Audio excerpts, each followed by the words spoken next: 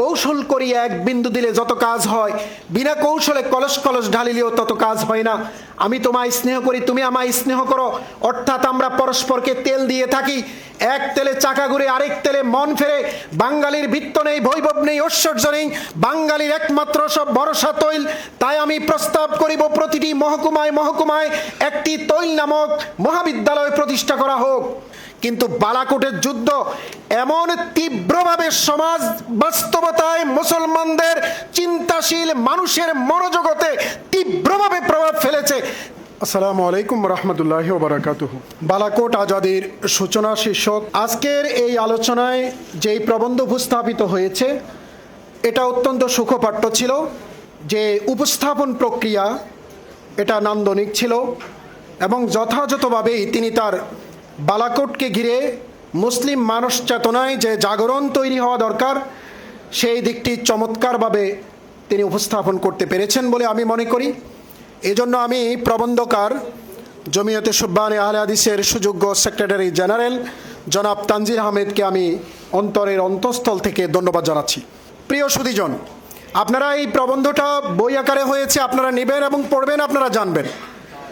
আমি ইতিহাসের বাক বদলে কিছু কথা বলেই আমার বক্তব্য এখানে শেষ করব। আল্লাহ রাব্বুল আলামিন পবিত্র কোরআনে সূরা আনফালের ৬০ নম্বর আয়াতে চমৎকার একটা বক্তব্য রেখেছেন। এই বক্তব্য কালজয়ী বক্তব্য, এই বক্তব্য কালোত্তীর্ণ বক্তব্য। এই বক্তব্যে মুসলিমদের যাবতীয় ব্যবস্থাপনা কতটা আধুনিক, যুগোপযোগী, সময়োপযোগী এবং তাদেরকে যাবতীয় আধুনিক চ্যালেঞ্জের মোকাবেলা দাঁড় করাবে তার একটা জ্বলন্ত স্মারক এবং উদাহরণ। সূরা আনফালের ৬০ নম্বর আয়াতে আল্লাহ বলেছেন, ওয়াইদু লাহুম মাসতাতাতুম মিন কুওয়াতি ওয়া মির রাবাতিল খাইল তুরহিবুনা বিহি আদুওয়াল্লাহি ওয়া আদুওয়াকুম। এই যে আয়াত, এই যে শব্দচয়ন, এই যে বাচনভঙ্গির প্রকাশ, এই যে ডিমান্ড বান্দার কাছে আল্লাহ রাব্বুল আলামিন এই যে মসৃণ একটা কুসুমাস্তীর্ণ একটা পথ নিজেদেরকে তৈরি করার জন্য উদ্বুদ্ধ করেছেন, এটা আমরা কয়জনই বা এটাকে আত্মস্থ করতে পেরেছি, এটাকে ব্যাখ্যা করতে পেরেছি এবং এটার মাধ্যমে নিজেদেরকে তৈরি করতে পেরেছি। আজকে সারা পৃথিবী প্রতিনিয়ত বদলে যাচ্ছে, সমাজ বদলে যাচ্ছে, সভ্যতা বদলে যাচ্ছে, বদলে যাচ্ছে মানুষের বোধ বুদ্ধি। ইলেকট্রনিক্স এবং প্রিন্টিং মিডিয়ার বদলে, বিশেষ করে গ্লোবালাইজেশনের কারণে পুরো পৃথিবীর সকল স্তর, যাবতীয় ভার্সেটাইল ডাইমেনশনাল অ্যাপ্রোচ চেঞ্জ হয়ে যাচ্ছে। একটা সময় একটা রাষ্ট্রকে একটা রাষ্ট্র দখল করত, কলোনিয়ালিজমের যুগের কথা বলছি। সেই ইউরোপ থেকে পর্তুগিজরা আসতো, ইউরোপ থেকে ইস্ট ইন্ডিয়া কোম্পানি এসে এখানে বীর দর্পে ১০০ বছর শাসন করেছে। তার ওই শাসনকে আরও পাকাপুক্ত করার জন্যে লাস্টে সিপাহী বিপ্লবের পরে ১৮৫৭ সাল থেকে ১৯৪৭ সাল পর্যন্ত এই টাইমটা ব্রিটিশ সরকার এসে এটাকে শাসন করেছে। একটা সময় ছিল তখন মানুষকে শাসন করা যেত। গ্লোবালাইজেশনের কারণে এখন বলা হচ্ছে নিউ কলোনিয়ালিজম, নব্য ঔপনিবেশিকবাদ। একটা রাষ্ট্র কি আর দখল করে গিলতে পারে না, এটাকে নিয়ে সংসার করতে পারে না, সইতে পারে না। তো কি করে? একটা রাষ্ট্র আরেকটা রাষ্ট্রে ইনফ্লুয়েন্স করে, ওখানের কিছু খদ্দর তৈরি করে, ওখানের কিছু এজেন্ট এবং দালাল তৈরি করে, তাদের মনোজগৎকে কিনে নেয়। এটাকে বলা হচ্ছে নিউ কলোনিয়ালিজম, নব্য ঔপনিবেশিকবাদ। আমরা যদি পিছনের দিকে তাকাই তাহলে আমরা দেখব এই ভারতীয় উপমহাদেশে ৬৫১ বছর, বিশেষ করে আমি ১৮৫৭ সালের সিপাহী বিপ্লব পর্যন্ত ধরেছি, যেখানে সম্রাট বাহাদুর শাহ জাফর ব্রিটিশদের হাতে তিনি দিল্লিতে পরাজয় বরণ করেছিলেন। এটা সহ ধরলে টোটাল ৬৫১ বছর এখানে মুসলমানরা শাসন করেছে। আর এখানে ৩৩১ বছর শাসন করেছে, বিশেষ করে ১৫২৬ সাল থেকে ১৮৫৭ সাল এই টাইমটা মোগলরা শাসন করেছে। এই মোগলদের টোটাল শাসন প্রক্রিয়া ছিল শিয়া বেসড, এদের টোটাল শাসন প্রক্রিয়াটা ছিল শিয়া মযহাবাবলম্বী। এটাখানে পিওর ইসলামিক কোরআন এবং বিশুদ্ধতম হাদিস চর্চার ভেতর দিয়ে রাষ্ট্র কাঠামো, রাষ্ট্র পরিচালনা, সমাজ বিনির্মাণ, একটি আদর্শ ইসলামী রাষ্ট্র বা মানুষের যে বহুমাত্রিক ক্ষমতায়ন প্রক্রিয়ার ভিতর দিয়ে শুদ্ধাচারী একটা জনগোষ্ঠী তৈরি হবে, সেটা এখানে বেশ একটা দেখা যায়নি। যুগে যুগে কালে কালে আল্লাহ রাব্বুল আলামিন কিছু নিখুঁত বান্দাকে, বিচক্ষণ জ্ঞানী গুণী ব্যক্তিকে জন্ম দিয়েছেন। তার একজন ছিলেন শাহ ওয়ালিউল্লাহ মুহাদ্দিস দেহলভী। এরা তাদের মননে চিন্তায়, এরা তাদের স্পিকুলেশন পাওয়ারের ভিতর দিয়ে জগৎ এবং আগামী দিনের সময় সম্ভাবনা, জাতি সমাজ, সমাজ কাঠামো বদলে যাওয়ার যে স্রোত তৈরি হবে, এটাকে তারা স্পিকুলেট করতে পারত। এজন্যই বুদ্ধিভিত্তিক একটা জাগরণ তৈরি করেছিলেন। ওই জাগরণেরই বহিঃপ্রকাশ ঘটেছিল বালাকোটের যুদ্ধে। এবং তার যে শিষ্য যারা ছিল, যারা শাহাদাত বরণ করেছে, এটা ছিল তার ওখান থেকেই মনস্তাত্ত্বিক বুদ্ধিভিত্তিক জ্ঞানের একটা আলোকোচ্ছটা। আমরা যদি আধুনিক তুরস্কের দিকে তাকাই, আমরা দেখব আধুনিক তুরস্কে গুলেন, মিস্টার গুলেন এডুকেশনের উপরে এতটা বৈপ্লবিক পরিবর্তন নিয়ে আসছে চ্যারিটেবল অর্গানাইজেশনের ভিতর দিয়ে। সেখান থেকে জন্ম নিয়েছে নাজমুদ্দিন আরবাকান, সেখান থেকে এরদোয়ানের জন্ম হয়েছে।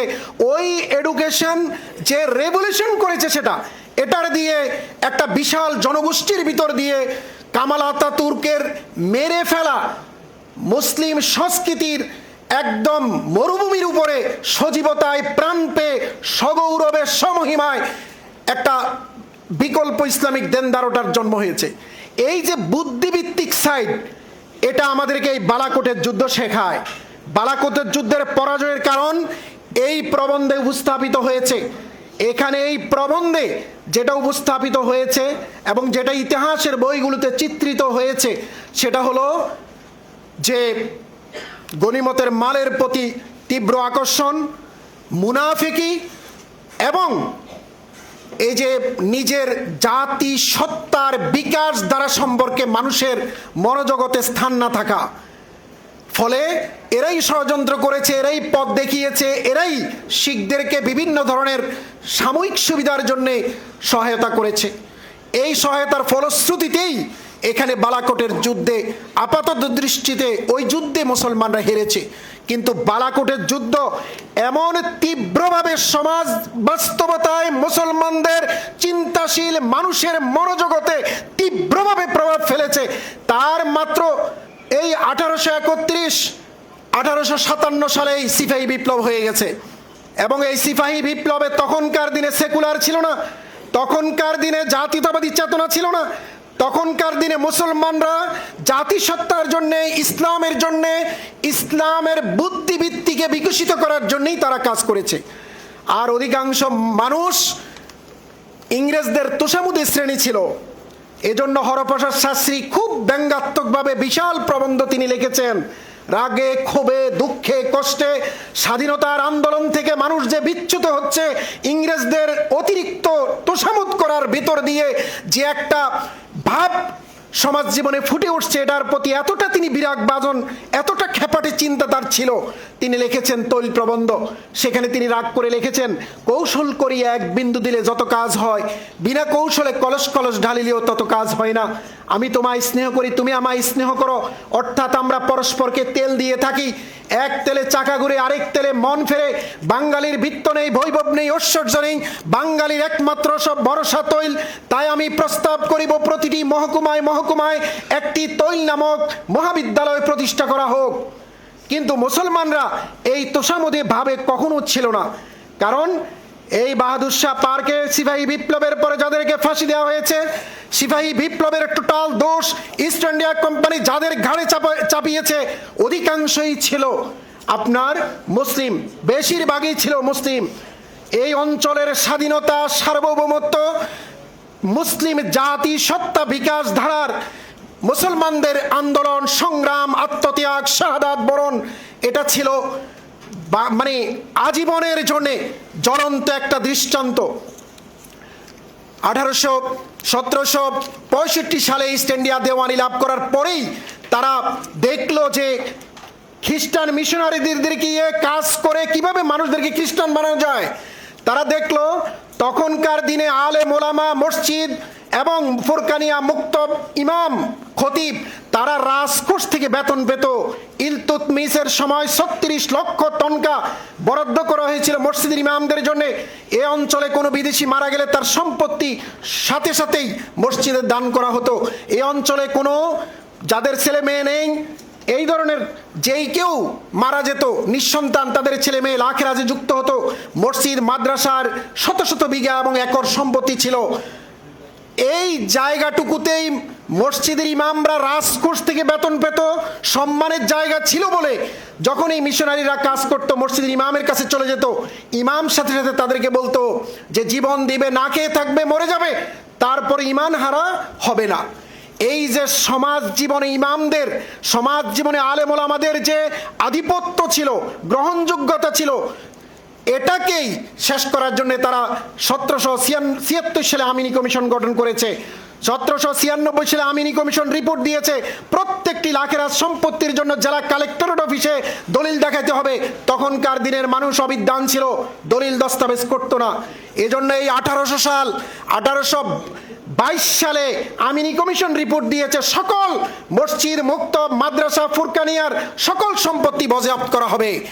তারই ধারাবাহিকতা ওই প্রেক্ষাপটে যখন মহারাজা রঞ্জিত সিং পাঞ্জাব পার্শ্ববর্তী অঞ্চল যখন তিনি কর্তৃত্ব প্রতিষ্ঠা করেন 1818 সালে, সেখানে শিখ বাহিনী পেশোয়ার দখল করে এবং এই দখল করেই আজকের বিজেপি, কলকাতার এই বিজেপি এদের মতোই সেখানে মুসলমানদের উপর অত্যাচার নেমে আসছে। জুমার নামাজ বন্ধ করা হয়েছে, আজান বন্ধ করা হয়েছে, কোরবানি বন্ধ করা হয়েছে, এমনকি ধর্মীয় পোশাক পরিধানেও বিধিনিষেধ আরোপ করা হয়েছে। তারই ফলশ্রুতিতে আপনার সীমান্ত এলাকার মুসলিম সর্দার ও খান নিজেদের জীবন ও ধর্ম রক্ষার জন্য দিল্লির এক বিখ্যাত ইসলামিক স্কলার সৈয়দ আহমদ বেরলভীর শরণাপন্ন হন। এখান থেকেই স্বতন্ত্র ইসলামীর পরিচয় একটি রাষ্ট্র স্বপ্নে দেখেন এবং দেখে দেখে ইসলাম প্রতিষ্ঠার এই যে লং টাইম সংগ্রাম, এটা পার্ট টাইম সংগ্রাম ছিল না।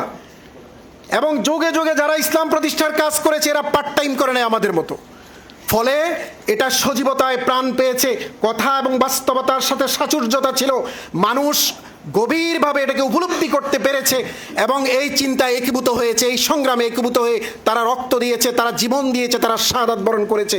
এবং আমাদের এই প্রজন্মের জন্যে, কিয়ামত পর্যন্ত আগত প্রজন্মের জন্যে তারা উজ্জ্বল দৃষ্টান্ত স্থাপন করেছে। শত বাধা বিপত্তি মাড়িয়ে কিভাবে ইসলামী তাহজিব, তামাদ্দুন, সংস্কৃতি এবং ইসলামিক স্টেট প্রতিষ্ঠার সংগ্রাম করতে হয় তারা উপস্থাপন করেছেন।